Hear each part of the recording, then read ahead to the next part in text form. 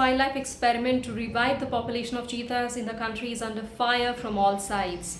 A quarter of the cheetah population is already lost. 3 of the felines succumbed to septicemia over the last month, forcing the forest department to dart and recapture all the cheetahs and bring them back into the bomas of the Kuno National Park. As of today, there are 14 cheetahs, including a lone surviving cub, who are in the enclosures of the national park, while one of the felines is yet to be recaptured. Now, according to the latest update of the Forest Department, all the cheetahs are now doing fine, they are healthy, and they have also been given an anti-parasitic treatment which is likely to protect these animals from similar such skin infections during the remaining part of the monsoon season. Now, the Indian officials are still not very sure about when to release these animals into the wild, and they are contemplating whether they should wait for the rainy and the humid conditions to subside. However, the international experts have cautioned against the extended captivity for these animals. They say that this can put additional stress on the vulnerable animals.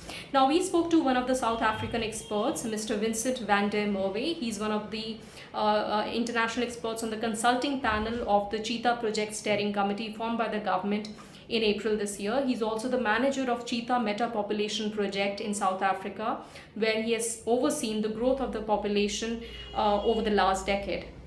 In an exclusive conversation to CNN News 18, Mr. Merwe says that while it was reasonable for the officials to recapture all the cheetahs and bring them back in order to monitor their health, however, he says that the healthy cheetahs should have been released into the wild, considering that the extended captivity can put additional stress on them. He says that it's very unsettling for these cheetahs as it prevents them from settling into the new habitat and eventually then start breeding.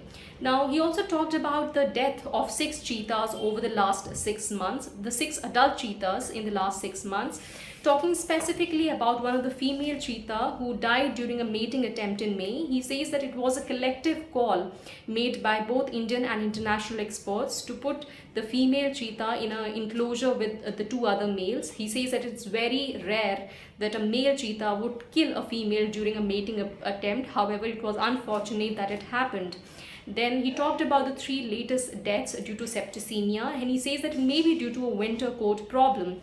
Now, what is this winter coat problem? Now, the African cheetahs tend to develop a thicker skin in April and May, which is the onset of winter in the African country. However, this thicker skin has proved to be problematic for these cheetahs in Kuno National Park, where the rainy and the humid conditions have created a conducive environment for skin infection, for the maceration of the skin, which has led to further infestation by maggots and flies. The radio collars seem to have aggravated it. However, now all these animals have been treated with an anti-parasitic treatment, which can protect the cheetahs from similar such skin infections during the remaining part of the monsoon season. Remember, all these cheetahs were brought to India from South Africa and Namibia as part of India's grand wildlife experiment to restore the population of the vulnerable mammals in the country.